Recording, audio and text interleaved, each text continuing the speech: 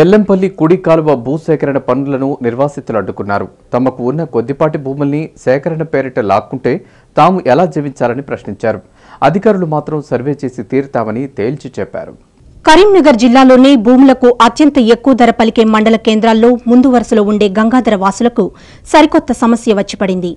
Yellampalli project నుండి వేములవాడ వరకు అధికారులు కుడికాలువ నిర్మాణం చేపట్టాలని నిర్ణయించారు.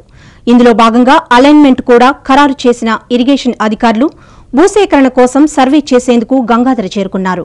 అయితే తమ భూములు కెనాల్ కోసం సేకరిస్తే తమ జీవనాధారం సాగేదిలా అని నిర్వాసితులు లబోదిబోమంటున్నారు.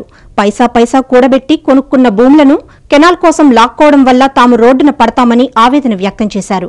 సర్వే కోసం అధికారులు వేసిన జెండాలను కూడా పీకేశారు. 1 గుంట భూమి 6 లక్షలు పెట్టి 1 గుంట భూమి 2 గుంటల భూమికి 12 లక్షలు పెట్టి నేను భూమి కొనుక్కున్నా. నా భూమి కొనుక్కున్నాక ఇప్పుడు కాలువల్లే ఈ 2 గుంటల భూమి పోయినాక నేను ఎట్లా బతకాలే? ఈ కాలువ పైసలు ఈ కాలువ పోయిందంటే నా పెనిమిటి మొన్న అయ్యో గింత ఎట్లా వాయనని నా పెనిమిటి మొన్న చచ్చిపోయిండు.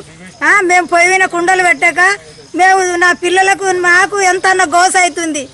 అయ్యో నా పిల్లలు బతుకుతారా అని బాధపడతారు. నా పిల్లలు బతకాలని మేము ఏడ్చుకుంటే మేము కొనుక్కున్నాం. మేము గంటి బుద్ధుల కాంచెలు అమ్ముకొని మేము కొనుక్కుంటే ఇంత సాగిన్లు పోయినాక మేము ఎందుకుండి మేమేమిటికోండి మేము ఇంత ఇంటి డబ్బా తెచ్చుకొని తాగుదువా? మరి ఏం చేసుడు అయ్యా? మేము ఏం చేసుడు? ఎట్లా బతుకుడు? మమ్మల్ని ఒక్కసారి అన్న మమ్మల్ని విసారించరా?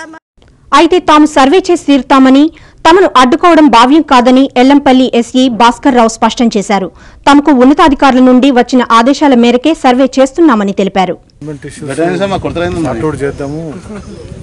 ఇక్కడ ల్యాండ్ లూజర్స్ తోటి మాట్లాడి వాళ్ళు కన్విన్స్ చేసి అలైన్మెంట్ తీసుకుపోవాలని ఉద్దేశం. ఎందుకంటే దీనికంటే ముందు కెనాల్ అయిపోయింది, దీని తర్వాత కెనాల్ కూడా అయిపోయింది. ఇప్పుడు ఈ త్రూ చేయడం వల్ల కొంత మంచి ఆయకట్టు వచ్చే సూచనలు ఉన్నాయి. కాబట్టి ఇది హెక్టిక్ అయిపోయింది. సరే ఏదైనా సరే కన్విన్స్ చేసి వాళ్ళని తీసుకెళ్లాలనే ఉద్దేశం.